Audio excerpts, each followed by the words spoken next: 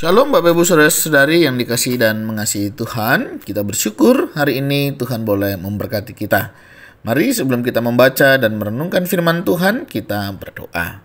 Tuhan, terima kasih. Kami bersyukur hari ini Engkau boleh memberkati kami. Sebentar kami akan membaca dan merenungkan firman-Mu. Berfirmanlah dan biarlah kami mengerti apa yang menjadi kehendak-Mu di dalam hidup kami. Kami berdoa di dalam nama Tuhan Yesus Kristus. Haleluya. Amin. Ayat firman Tuhan hari ini terambil di dalam kitab Keluaran, pasal yang ke-30, ayat yang ke-11 hingga ayatnya yang ke-16. Saya akan membacakan ayat yang ke-15 dan 16. Orang kaya janganlah mempersembahkan lebih, dan orang miskin janganlah mempersembahkan kurang. Dari setengah sikal itu pada waktu dipersembahkan, persembahan khusus itu kepada Tuhan untuk mengadakan pendamaian bagi nyawa kamu sekalian.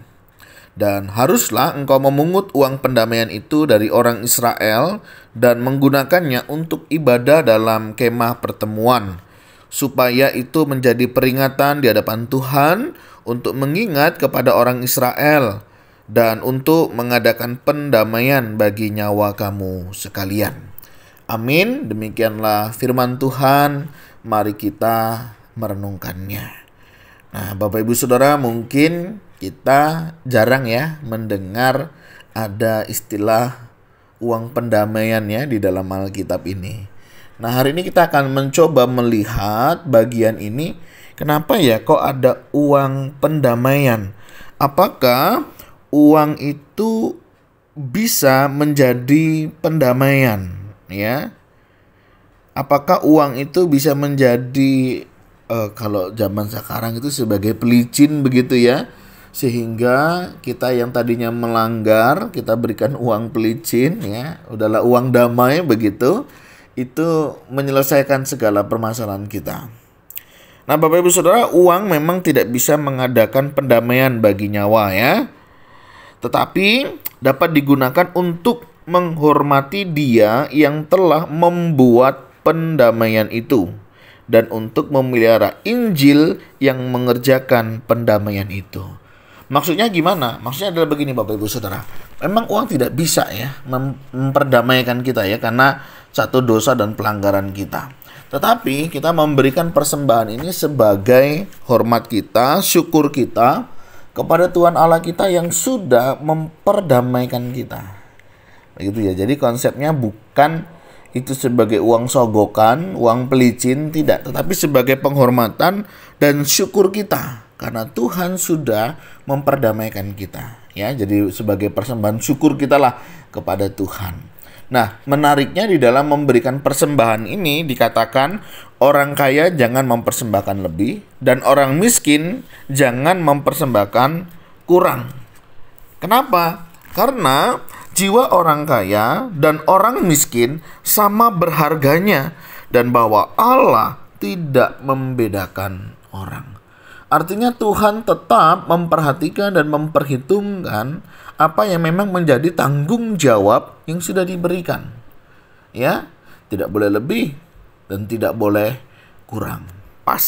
Dan itu yang Tuhan mau supaya setiap kita boleh mengerjakannya. Nah, menarik Bapak Ibu Saudara ya, dari sini ya, kita diajak untuk dalam memberikan persembahan lain. Misalnya orang harus memberikan sesuai kemampuan mereka.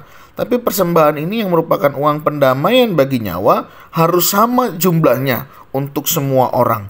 Sebab orang kaya sangat membutuhkan Kristus sama halnya seperti orang miskin. Ya. Adakah di antara kita yang tidak membutuhkan Kristus ya?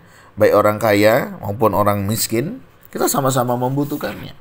Dan ini sebagai ucapan syukur sekali lagi Bapak Ibu Saudara ya, di zaman itu. Nah, zaman sekarang bagaimana? Apakah uang pendamaian ini ada?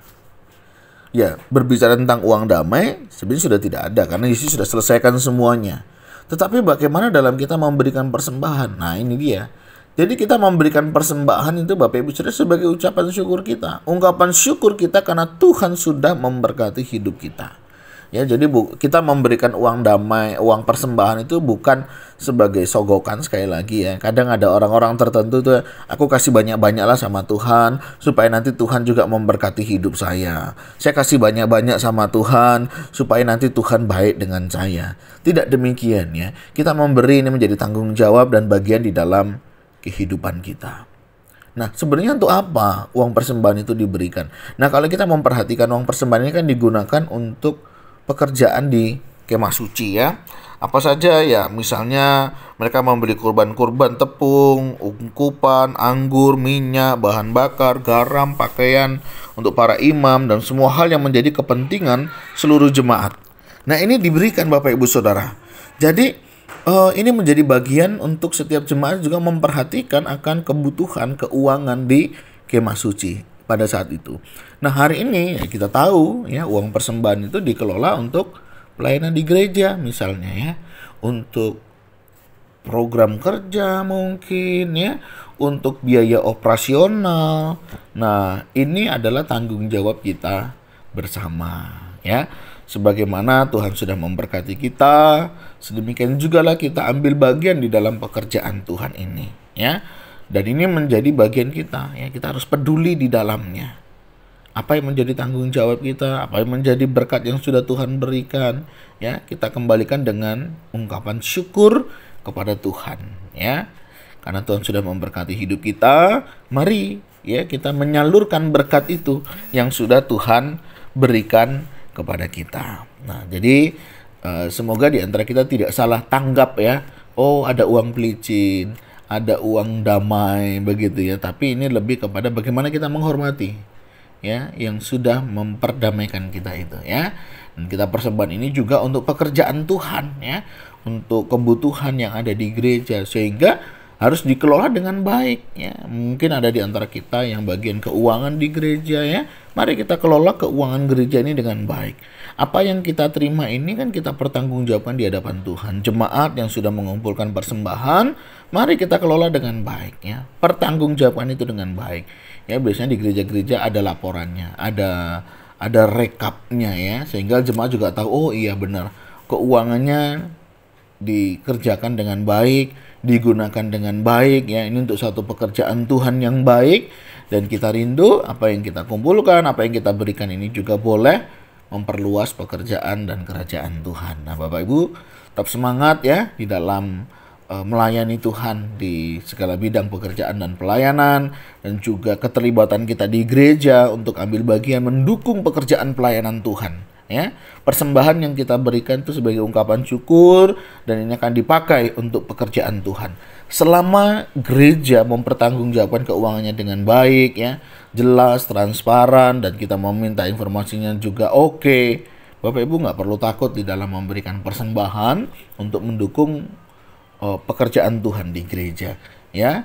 Karena apa? Karena uang yang diberikan, persembahan yang diserahkan juga dapat dikelola dengan baik untuk pekerjaan Tuhan. Nah, kiranya Tuhan yang menolong kita ya, baik kita yang memberi persembahan maupun yang mengelola persembahan, semuanya punya tanggung jawab masing-masing ya.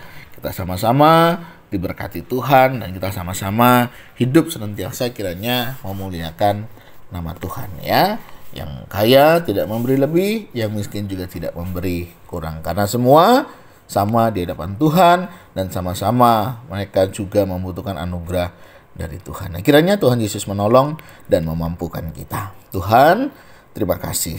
Engkau sudah perdamaikan kami, dan kami tidak lagi menjadi musuh Allah. Terima kasih Tuhan, Engkau sudah berinisiatif ya, membalikan kami kembali untuk kami boleh datang kepadamu, kami boleh diperdamaikan, kami boleh hidup seturut dengan kehendak-Mu. Terima kasih Tuhan untuk kasih setia-Mu. Kami sungguh bersyukur untuk berkat-berkat-Mu. Kami juga mau berdoa jika ada di antara kami yang belum berdamai dengan Engkau, kiranya Engkau juga boleh perdamaikan kami, dan kami hidup dalam kasih kemurahan-Mu. Dan biarlah perdamaian kami dengan Engkau juga membawa perdamaian kami dengan orang-orang yang di sekitar kami. Tuhan, terima kasih. Ini doa seru kami. Berkati juga jika ada di antara kami yang sedang mengalami lemah tubuh, sakit penyakit, pergumulan yang berat, kami berdoa Tuhan yang menolong. Terima kasih Tuhan. Ini doa seru kami yang kami naikkan di dalam nama Tuhan Yesus Kristus. Haleluya. Amin. Bapak Ibu Saudara, demikianlah renungan kita hari ini. Kiranya Tuhan Yesus menolong dan memberkati kita. Shalom.